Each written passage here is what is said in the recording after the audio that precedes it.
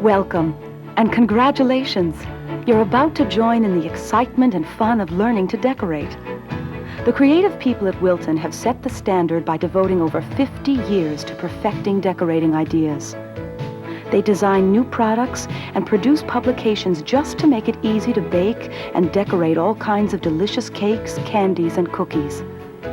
In this series, you'll benefit from techniques that are taught at the famous Wilton School and in many department and specialty stores throughout the country. We'll also introduce you to our newest pans, specialty items, tools, and accessories that make it easier than ever to create all types of unique cakes. Now, no matter what the occasion, from birthdays to holidays, weddings, anniversaries, showers, or special parties, your Wilton decorating skills will add a personal touch. For all your celebrations, you can make cakes that are beautiful, whimsical, colorful, elegant, or cute, in every imaginable shape. We're delighted to offer this series of Wilton programs on decorating that you may refer to time and again at your own pace. You'll love all the compliments that come from family and friends. Let's get started by joining Zella Junkin, director of the Wilton School of Cake Decorating. Zella is ready to demonstrate the steps of making tiered cakes, from construction to those fabulous finishing touches in this program, How to Make Wedding Cakes. All of us are accustomed to seeing beautiful wedding cakes serve as a centerpiece for a wedding reception. But really, the tradition of serving wedding cakes goes back hundreds of years, to the time when the Greeks served honey-sweetened cakes for their brides and grooms. I think my favorite story, though perhaps it won't be the bride's favorite story, is that during medieval times, they didn't have shortening to make any cakes actually tender. They took the cake and broke it over the bride's head. Then the guests picked up the pieces and threw it at the bride and groom for good luck, much like we throw rice today. Well, certainly we've come a long way since the time we broke cakes over the bride's heads, and today we expect our cakes to taste good and to look beautiful too. During this video, I'm going to be showing you how to make all 4 of these cakes, and they're really a combination of 3 different construction methods. So we'll be doing those 3 methods. I'll also be going over some special decorating techniques that look good on wedding cakes, such as the sweet peas, the swags, and the ribbons. I think you'll find when you start decorating that all of these things can be combined to customize a cake for one particular bride. You can change shapes of, or really change sizes of layers. You can change colors of flowers, and you'll have a cake that's suited for that one particular bride. A couple other things just to keep in mind about wedding cakes is that all of the layers are always supported by something other than the cake. If you have a layer that doesn't have separator sets in between it, we have dowel rods in these. Then the others have separator sets and pillars and posts between. So cakes are never just setting on each other. And the other thing I think that's going to make it fun for you to make wedding cakes is advanced planning. Because you're making 4 or 5 cakes at the same time, you're going to want to be sure and plan way ahead for the type of equipment that you're going to need. More than any other type of decorating, I think you're going to want to have special equipment and have it on hand when you need it. Most of you probably are already cake decorators and have done a few cakes, so you may have bags and tips. But I think you're going to want a few more because you'll be using several colors at one time. You can have parchment cones. These are disposable bags which come in real handy when you need a lot of extra icing colors because you can just throw them away when you're through using them. These are the Wilton featherweight bags, which last for a long time, and they're a polyester coated bag. In addition to the bags, you probably want some extra tips. These are just some larger tips that make large ribbon borders. One tip that even makes a ribbon swag and a star border at the same time. Then a cake icer tip. This is so it makes it easy to ice large layers. We have flower formers. When you make your icing flowers ahead of time, you can put them in the formers and it gives them kind of a lifelike shape. Of course, I think one of the things that brides love to pick out, and that's the topper for their wedding cake. So you'll want a selection of toppers if you're making cakes at home, or you'll want to have a way for your bride to be able to pick out one. Turntables are necessary, particularly for icing the larger layers. And then in the icing, because we use colors on wedding cakes, I think you'll want a selection of paste colors. In your own kitchen, you want to be sure and have scissors, clippers. These are for clipping the dowel rods, a selection of spatulas. Then some things that make actually working on a large cake much easier because most wedding cakes are very symmetrical. The marking of them is really important. And this is a cake dividing wheel. You're able to put a cake on here and then divide it in however many sections you want. And I'll be covering this a little bit later on just how to use it. The separator plates come in all different types, from round to clear to heart shape. One of the questions that we often get is how many separator plates people actually need. And as a rule, you are going to be using 2 of the same size when you're doing a cake because they go at the top and the bottom of your pillars. And of course, the pillars, again, come in different sizes, different shapes, and different heights. You'll want those. These are the dowel rods, and those are what we're going to use to support the cake. In between, we'll be clipping these. Pattern presses come in all different shapes. We have one of the cakes that have hearts on it, and you just use a pattern press instead of trying to draw the heart on it. Fancy foil for covering a base for your wedding cake if you don't have a platter that fits your bottom tier. This is tuck and ruffle, just a pretty added trim for the bottom of wedding cakes. I think one thing, particularly when you start handling a number of tiers and larger tiers, that you want to have a selection of, and that's the cake boards. And these come from very large rounds to the smaller, not only to ice the cake on, but to serve kind of as a handy spatula for removing layers and for flipping them out of the pans. Then one thing I think that you're going to find really that you can depend on when you start baking wedding cakes or large tier cakes are the right type of pans. We often get asked questions about how to get a high straight side on a cake, and just remember that a cake pan is really like a mold. So what you put in comes out the same way, and that's why it's important to look for a pan that has high straight sides. A lot of the pans come 2-inch high sides, and then we also have 3-inch high sides. And a lot of people, particularly if you're using a pound cake or even a carrot cake, which is very popular now for weddings, you'll want the high 3-inch high side pans. Another pan, this is a half round pan. It makes an 18-inch cake, of course, if you bake 2 of them.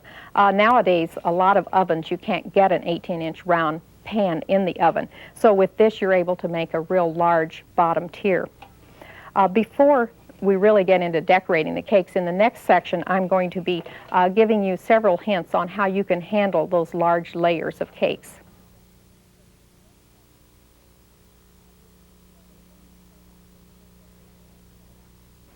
Before you start actually constructing and decorating your wedding cake, you're going to be sure that your cake layers are level. Before we level the cake, I want to go over just a couple hints on baking in the large layers. Remember that you want to be sure and grease and flour a cake pan or put parchment in it. If you're going to use grease and flour, it should be a pure vegetable shortening.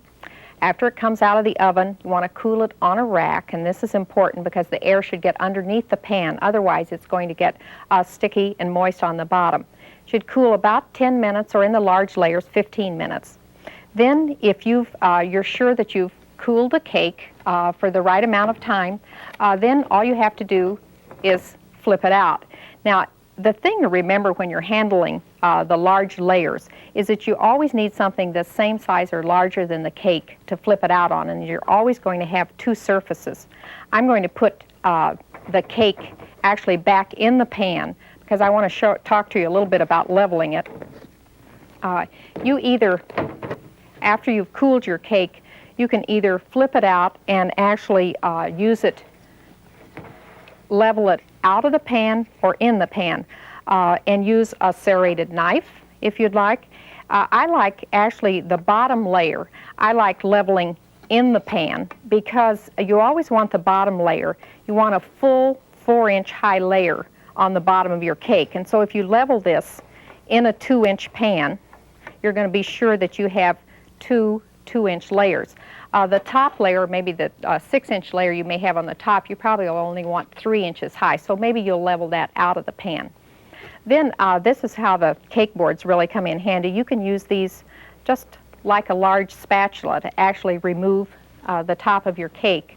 And then, of course, you can flip it out again on another cake circle.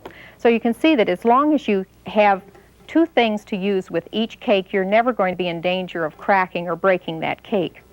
After it's flipped out on the board, you're going to be turning it back again so that you always have the bottom part resting on the board. So you're going to have the cut part to the top.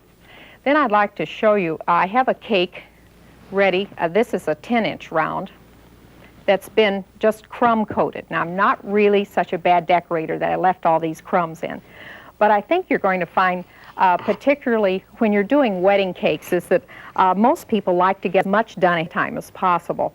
And you can do a crumb coat of the wedding cake. If you want to freeze them, you can do them up to a month ahead of time, or if you're going to just keep them out at room temperature at least a day. I want to show you how to use the cake icer tip, and this is a tip that we can just actually lay down a bead of icing around the cake.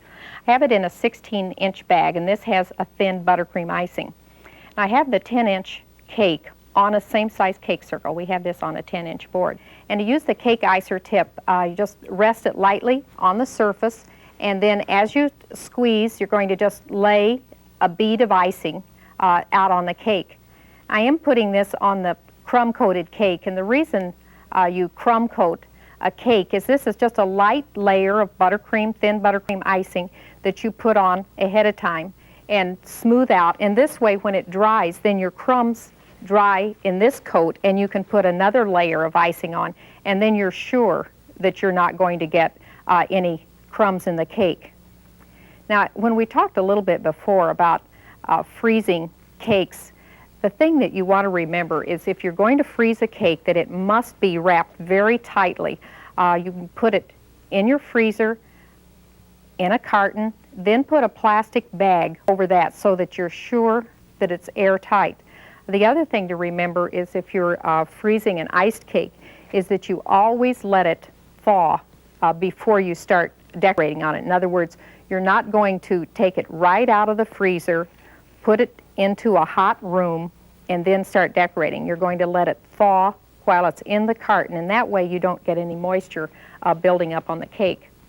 When you're using the cake icer tip, you can lay another bead of icing around the top, or you can actually add the icing to the top with the spatula. I'm not going to really finish smoothing this out for you, but I just wanted you to see how quickly the icing goes on the cake with the cake icer tip. Next, we're going to be showing you how to construct the simplest type wedding cake there is by using just push-in dowels and pillars.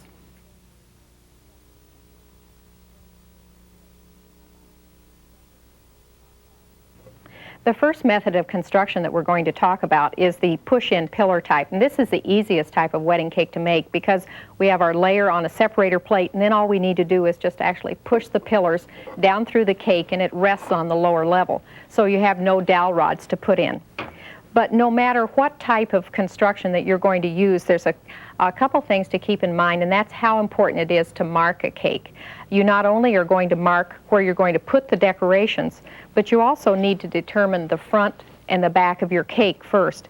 You should look at your cake and decide what you want for the front, then mark the back either with a dot of icing, a toothpick, or a spatula, so you're always sure that you have the back of the cake. Then the other layers, you line up before you put them on the separator plates, see what you want for the front, and mark those in the back also. Then the next thing that you need to mark is where your pillars are going to go. So you should be sure that you're lining up square in the front, and you need to line them up two different directions. Not only do you need to line them up in the center, but you also need to line them up so that you're sure your pillars will be even.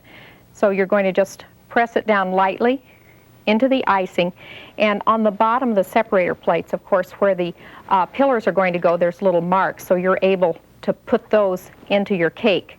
Then the other thing to remember, no matter what kind of separator plate that you'll be using, is that when you put the columns in, you want to be sure and have all the fronts toward the front, so they're square. And these, again, they go right down through the cake. Then the next layer goes on. And again, this we've lined up before. So you want to put this in the pillars. sets down. We repeat the same process from the front, is that you want to take the smaller layer. Not only are you going to have it in the center, but you also want to be sure that your 4 pillars are lined up all the way down. So you give this a couple more marks. I think I'll move that up just a little, and I think this shows how important it is to really get on the top of the cake and look down so that you can see where they are. The set that I'm using is a newest set we have, and this is a decorating set that takes 2 cake mixes. It comes with 3 pans, 2 separator plates, and you have 8 pillars. I think the nice part about this is when you're serving a small crowd for a wedding, you have just the right size cake. So we have the pillars down in again. You want to then those also set in. I think it's a good idea when you're doing a wedding cake, no matter what kind you're doing, is to get it all set up like this, so you're sure your pillars are right. Mark it, then you're going to take it apart and decorate it. Now with this particular cake, we're going to be having 4 even sprays. So you can just line up actually with your pillars, and you'll be marking just a little mark on each side in between your pillars, and that will be the center of your spray. Let's set this aside and show you the cake that we've started. And this is the bottom tier of the finished cake that you're going to see, and we have this marked with our spray. We've used Lily of the Valley and roses on this cake. Lily of the Valley is a flower that's used on a lot of different wedding cakes. I'm going to show you how to make this on the board, and then it's put on the spray. The spray is actually put on the cake. A lot of flowers we make ahead of time and they're put on the cake, but this has to be done on the cake. And the base of it is, this is a 67 leaf tip. It starts with just a long curved leaf. And remember, when you're making leaves, that you're going to be using thinned icing. And the center is with a number 3 tip, and the same thing holds true when you're making vines, is that you need a thinned icing, and this goes right down the center of the leaf and then just curves out a little bit for the stem to hold the first blossom. You can have 3 or 4 stems. Remember, when we've decorated before, anytime you're decorating, you're going to lay out your line or do your decorating, and when you want to stop, you're going to totally release the pressure and then touch down. The blossoms on the Lily of the Valley are made with an A1 tip. And these are made just kind of different than some of the other flowers. You're actually going to hold this up in the air, the curved in out, at just a little less than a 45-degree angle. And then you squeeze up in the air and let the little bud build up, and then you're going to touch down and put it on. Remember, you're going to hold it up in the air. You can just see it curve around, and then these are touched down on the cake. Up in the air, squeeze, let it curl around, and then touch down. Then the center of these has just a little tiny dot. Now I'm going ahead and use my number 3 tip that I was using for the vines. You might like to use a number 1 to make the little stamen in the center of the Lily of the Valley. And this makes a real pretty spray for lots of different wedding cakes. We've made ahead of time roses in royal icing. For wedding cakes, I think you're going to find making flowers ahead of time, either with royal icing or with a Snow White buttercream, which the instructions that come with your wedding video has the recipe for the Snow White. If you happen not to have it, you might check some of the Wilton publications. Now, when you're using flowers that you've made ahead of time, the royal icing flowers that have already dried, to attach them to the cake, you need a little bit of extra icing. So you can just squeeze some of the icing on the same color of the cake and attach the flower.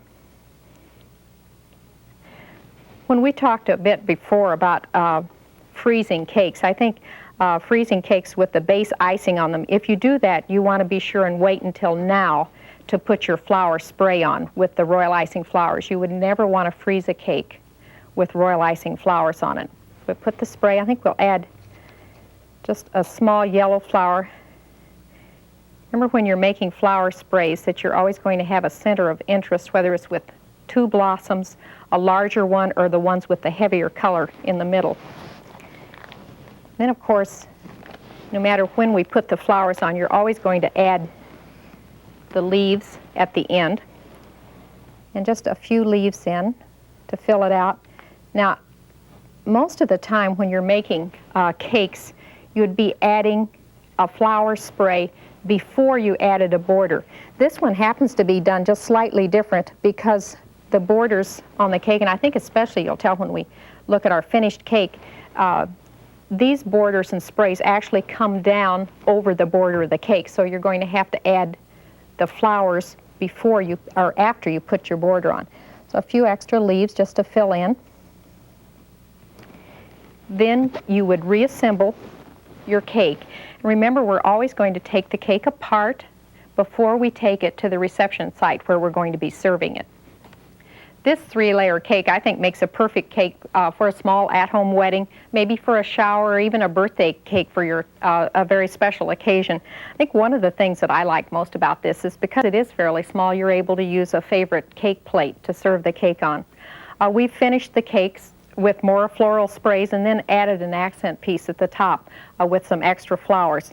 And we have even pearl-handed servers that match the plate.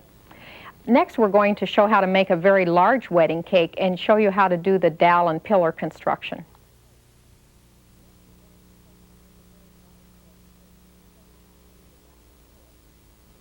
The next type of cake construction that we're going to do is using pillars and dowel rods in the cake. And this is the type of construction that you're going to use often, maybe by itself or in combination with other types of construction methods. Before I really get into showing you how to put the dowel rods in the cake, I'd like to show you how to use the cake divider wheel. We talked a little before about you could measure by just lining up with the pillars, divide that way. But this cake happens to be divided in 12ths. And an easy way to do this is the cake divider wheel is divided in sections, and you have to center the cake in the middle. Then you're able to actually go out to the side. If you want to do 12ths, you follow the 12ths, and at each mark, you're going to mark the cake. This cake, the swags actually start about an inch down from the top. So we're going to go down and mark where the 12s are, and you can just mark them with toothpicks. So it's a real easy way to mark the cake. Now, if you were going to do a cake that actually had swags that start from the top and you want to mark those, we'll be dropping a string to mark ours. You can measure in between to see the length that you want your swag, then put the plastic piece into the marker, and this way you're able just to mark on the side of the cake to mark your swag this way. After you have the cake marked, and remember before we talked about, and it's important again to be sure you have the back of the cake and you're going to line these all up so you always have each layer the back towards you. On this cake we're going to be putting dowel rods in this layer, and the reason we need this is for support because we're going to have the plate and the pillars and other cakes on top of this. When you mark for dowel rods, we're starting with a 12-inch layer which will go atop our 16. And I'm using, for the 8-inch layer, I'm going to be using a 9-inch separator plate because you either want your separator plate 2 inches or 1 inch larger than the cake you're going to use. So since I'm using a 9-inch separator plate, I'm going to mark with an 8-inch cake circle. And inside this circle is where I'm going to put the dowel rods. And you can just put it on top of the cake, and remember this is all going to get covered up. So you want just an area that you're going to put the dowel rods in. When you're using the dowel rods, the thing to remember is that you want all the dowel rods exactly the same length. And we're going to put about 7 dowel rods in. And so you need to measure, go down through the icing. You should actually start, if you can see a lower point in your cake, that's where you should start measuring for your dowel rods. So you go in and be sure and mark where it comes out. And then these are where it comes out. You just clip these either with shears or you might want to use a small saw. Now I clipped my dowel rods ahead of time and measured.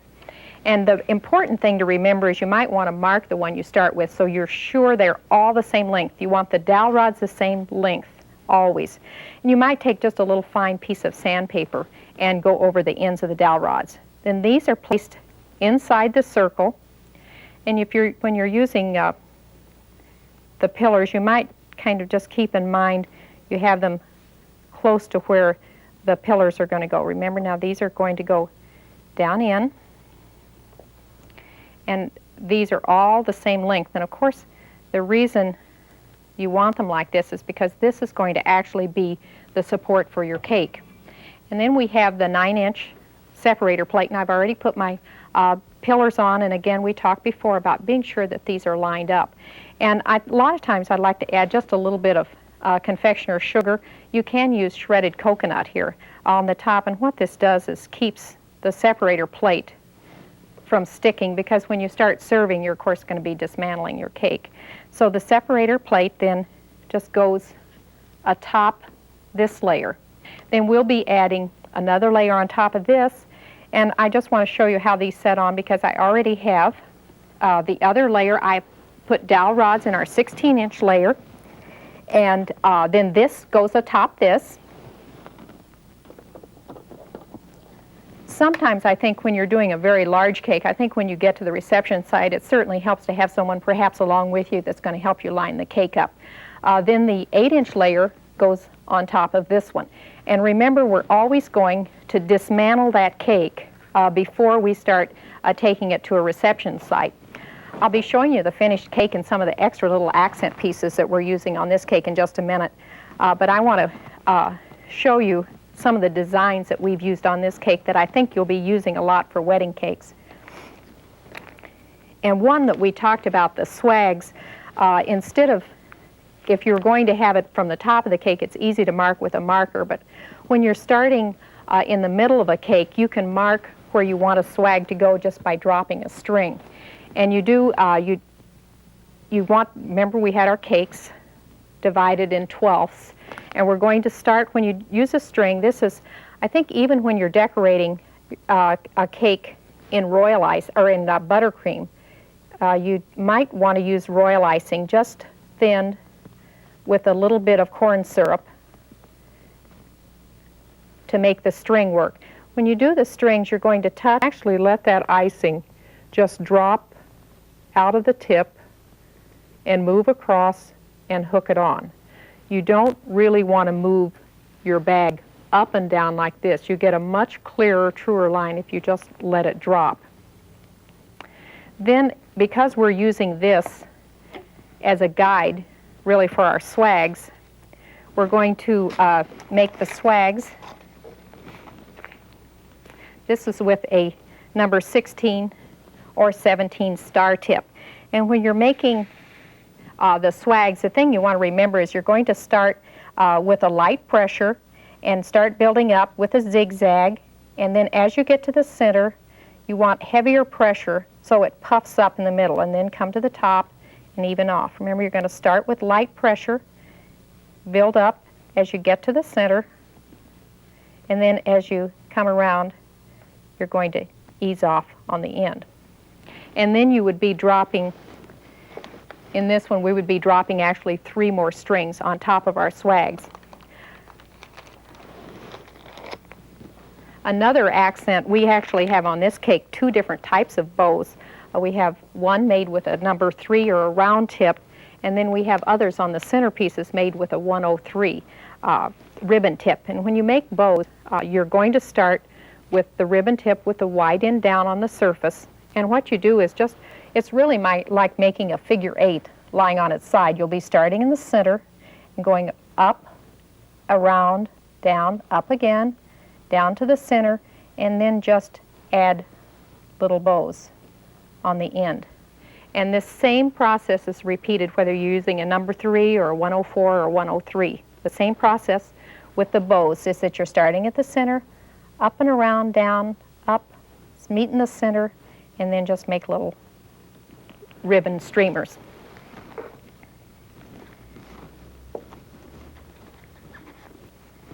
The bottom border is just a variation really on a shell border, but I think it's a very pretty border. And when you're making a very large wedding cake, it helps to have a border that really fills out on the bottom. And this, we're starting with a number 32 tip, and it's we're starting with shells. And remember, when you're making shells, you're going to actually squeeze, let the icing fan out, and ease off. Squeeze, let it fan out, ease the pressure off. Let it fan out. Start the next shell on the tail of the one before. It's almost like a wiping motion on the board when you're making a shell. You have the shells.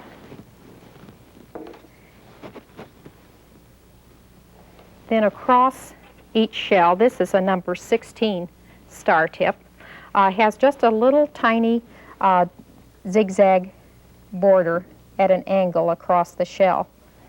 Just this, we have a medium consistency icing. And remember, some of those things that you learned when you first started decorating is that as you're decorating, remember you're always squeezing with your right hand and guiding with your left hand. And as you go along, it's a good idea if you're constantly giving the top of the bag just a little twist, because it gives you something that you can start and stop the pressure on. Then of course, we're always talking about couplers, and we don't mention them that often, but I think one reason that when you're using one particular color in your bag that you're going to want to have couplers on some of your featherweight bags is when you're using the same color icing, it's very simple just to change your tip instead of having several bags of the same type of icing. Then the bottom, I'm going to turn this around, the bottom away from the cake around our shell border, we're going to add just a ruffle, and this is made with a 102 tip, starting with all ruffles with the wide end of the tip down, and this is just a little up and down motion to ruffle around the edge of the shells. In and out.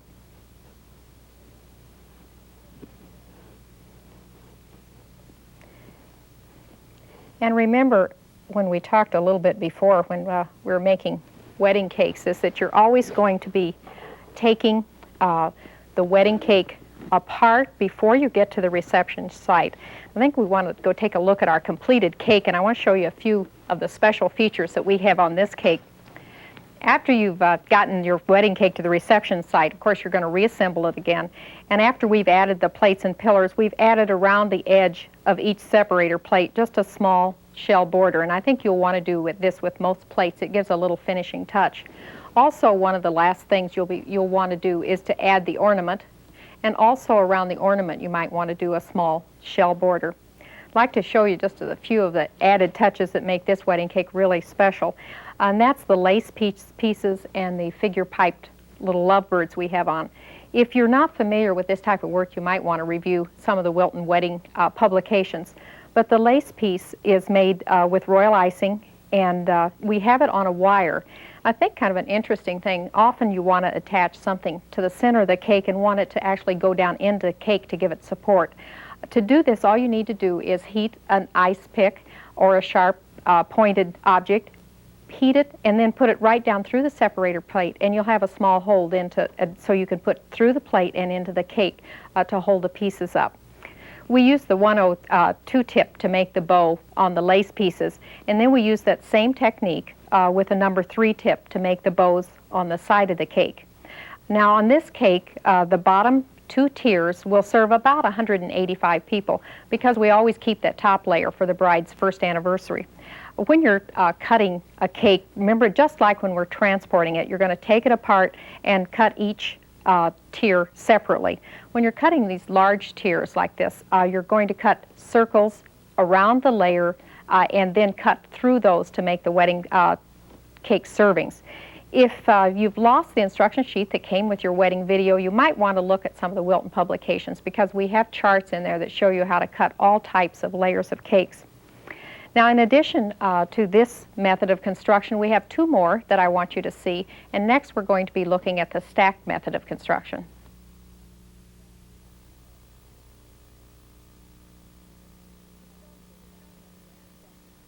To show you the stacked method of construction, I'm using our new oval tier set. And these come in 4 different size cake pans, and also we have separator sets that if you want to separate these, we have those to go with it too, and it makes a beautiful wedding cake. The stack construction is slightly different than the other methods we've been talking about because this one is assembled before you decorate it and is kept assembled when you take it to where you're going to be serving it. When we start out, each separate layer, each one of these has dowel rods in it, so each layer is supported. Then the top layer is on a board, iced to the same size as the cake. Now you might want, when you're doing this method or this step of construction, you might want to put an extra board in between this board and the cake, about an inch smaller than this board. So when you get it at the reception site and you're going to be cutting it, it's easier to separate the tiers. Then to hold all 4 tiers together, in addition to the dowel rods in each layer, you'll need a long sharpened dowel rod. And this you can either sharpen on the pencil sharpener or just with a razor blade. And this goes straight down through the tiers to hold it together. Now you'll find when you get to the boards, it's a little bit harder. You might want to have just a small hammer to get it through that board, or you can use maybe the pruning shears. You want to be sure that this goes straight down through the cake because this is important. It'll hold it all together.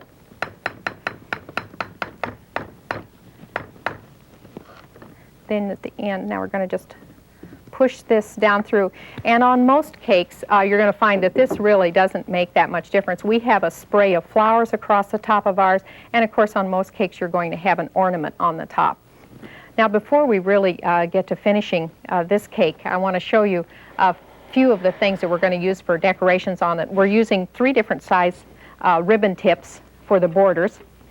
And one thing that we're doing are ribbon swags with little dots in between that looks very similar to a dotted Swiss. To make a ribbon swag, we're using a 104 tip with medium consistency icing. And like with most techniques when we're using the ribbon tip, we're starting with the wide end down. And to make the swag, we're just squeezing out into a nice even curve up to the top, stop the pressure, and pull away. In the swag, we're going down, back up, and stop the pressure and pull away.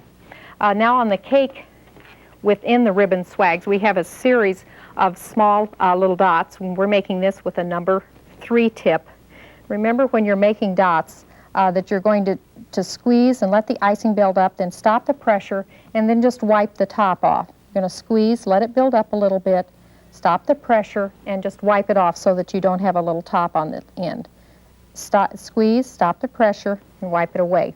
I think this is a type when we talked about before about personalizing a cake for a bride that you might use corneli lace in this pattern, or even a copy of a lace that might be on a bridal gown. Another technique that we're going to use on this cake is the ruffled border in between the tiers, and this is made with a bead border, and then on top of that is a large ruffle border. And the bead border, if you remember, you make just like a shell. Again, I'm using a number 3 tip, and you're going to let the icing build up, ease the pressure off, and pull away. Build up, ease the pressure off, and start on the tail of the next one. And the reason we're putting the bead border down is with the large tip, the top between the top 2 layers, we're actually using a number 124, and as we go down, we're going to use the 125 tip. And on top of this, to make the ruffle stand out a little, we're going to make a ruffle. And remember, like always, we're starting with the wide end closest to the surface, and we're just going to squeeze just with a little up and down motion. I'll turn this around. I think you'll be able to see it a little bit better, how this actually makes the ruffle stand up away from the border. I'm going to show you on the cake how the bead border fills in between the layers and with the large ruffle border. With a stacked method of construction, you're always going to start at the top and decorate down, because then if you make mistakes up here and they fall, they're not going to hurt something that you do down here, or you're not going to hit it with your arm. So remember, we're going to start at the top, and we have already put our ribbon swags on with the dots, and then between the layers we're going to put the bead border, and this will fill. Remember, we're going to squeeze and just let it build up, ease the pressure off, squeeze, ease the pressure off, squeeze a little bit more. This on the borders, this you fill in because we're always going to have the boards in between our iced cakes. And remember too, when you're decorating a cake, oh, that bead didn't turn out quite right. You know, I think sometimes when you're decorating, people think that if you make one little mistake, you have to start and stop all over again, but a toothpick comes in real handy, and it's easy just to wipe it off and start again. We'll finish around just a little bit more with the bead border, and then on top of the bead border, between the two layers, we're going to finish this off with the number 124. And remember, we have the bead border so that we'll have the ruffle stand out away from the cake a little bit. And as usual, we're starting, of course, with a tip with the white end down, and we have the tip number 124 up here and just on the surface, and then the ruffled border is made just with a series of small up and down motions, and this fills in between our two layers. Then after we have the ruffles in between the layers, and we'll go down 124 for the top two, and then we use a 125 for the bottom. Then we've had our flowers made ahead of time, and we'll add a flower spray to the other side. And then remember, now this cake we're going to take to the reception site that's already together. You know, we've talked a lot about how we're going to take the cakes to the site of the reception, but we haven't talked too much about when we're transporting them, what we can do to be sure that they're going to get there all right. One thing you might do is, if you have a station wagon, you might even like to line the back of it with foam rubber to keep the cakes from shifting around. Or if you're taking a cake in a smaller car, you can cut a piece of foam rubber about the size of the base of the tier and set that in the foam rubber so it doesn't shift around in your car. You might also want to add just maybe a light plastic sheet over the cake, or even if you're transporting in the trunk of your car, you might want to line the trunk of your car with a clean sheet so that you're sure the cake doesn't get too much sunlight on it or doesn't get dirty. On this cake, when we talked a little before about adding the ribbon swags, and we've added the tiny little dots in for the little dotted Swiss effect, and remember we talked about we might put corneli lace in this. We've added the arrangements of flowers, keeping in mind that we've had the accent piece in the middle and then brought the pieces down with the smaller flowers at the end. And also then the bead borders on it. This we put just a little bit of green around the bottom of the cake, and I think it makes a perfect cake maybe for a garden wedding. We have one last method of construction that I want to show you, and this actually is a combination of the stacked method and also the push-in pillar method that we used before.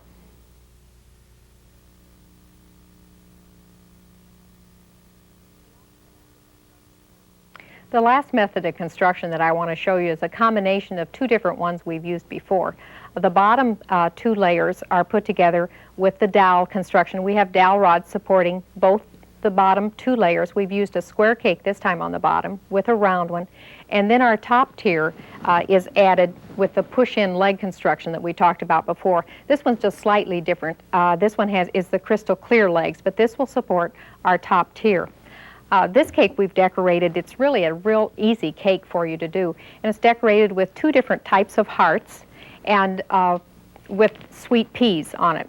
The one heart that we have piped on the side of the cake, I think I've used a pattern press, and this is where these come in real handy. So you can really put the pattern right into the cake. I think you can probably see on this cake where I've pressed the pattern in to get the shape of the heart. Then I want to show you how you actually make that heart. It's really a combination of a shell technique at the beginning and then just a pull-out line. You're going to start at the center of the heart and just make a little shell. Then you come around, ease the pressure off, and wipe it off. Then the other way, the same thing. We're going to just make a little shell, come around, and ease the pressure off at the bottom. The other type of heart that we have piped right in the center of those hearts is piped with a number 3 tip. I want to show you one just at the edge so you can really see how it's done. This is made with medium consistency icing, and it's made very similar to the way we just made a little bead. You hold it up, bring it down to a little tip, and then right next to that you're going to make another little bead, and then you just blend those together. Remember, just the same way that we made the bead, let the icing build up, ease the pressure off, pull down, another little bead beside it, let it build up, and then just bring those in to blend them together. And these on the cake then are piped in the middle of the little heart. Remember the bead, bring it down just slightly, a bead next to it, and blend those two in together for the bead.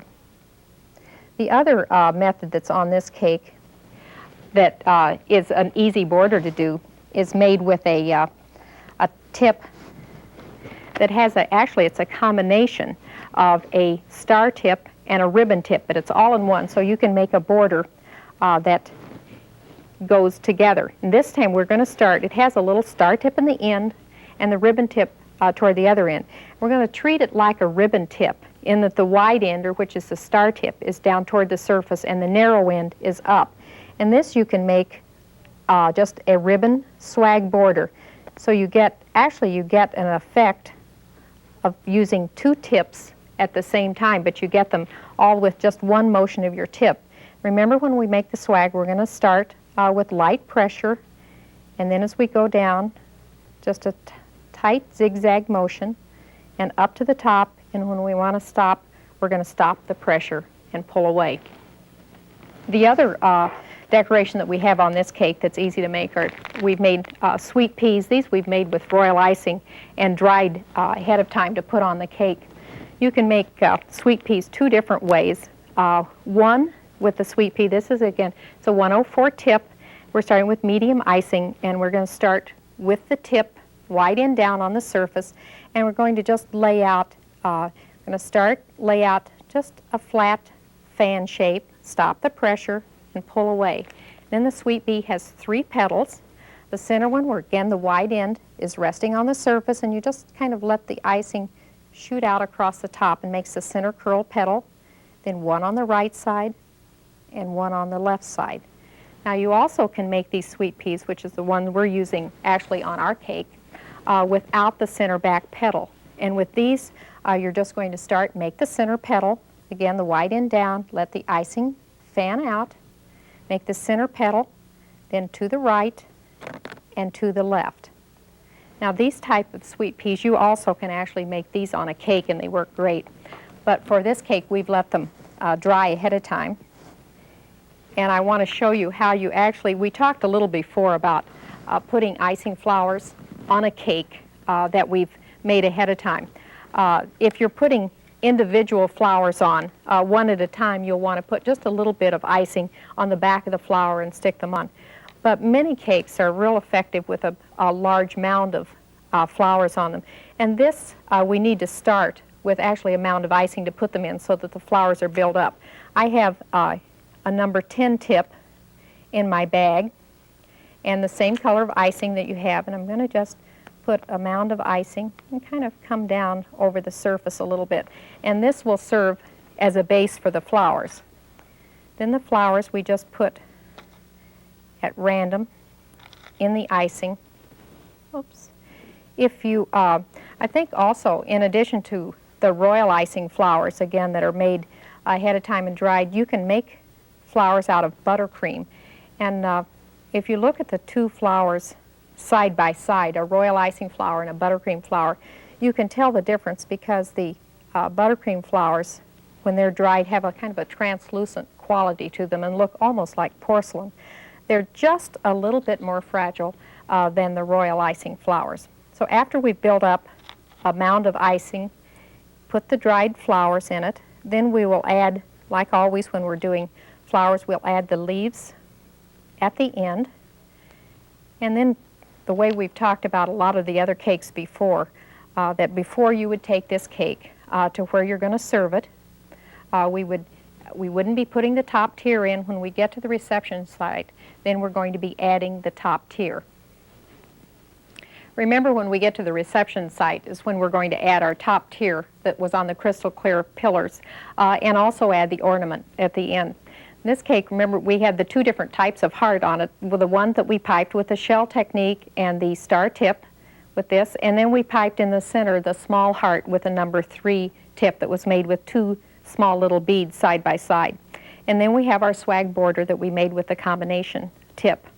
Now I want to take just a few minutes to show you some new products we have that's going to make making wedding cakes really even easier for you, and to give you just a few tips on mixing icing to match the bridal bouquet or the bridesmaids' dresses.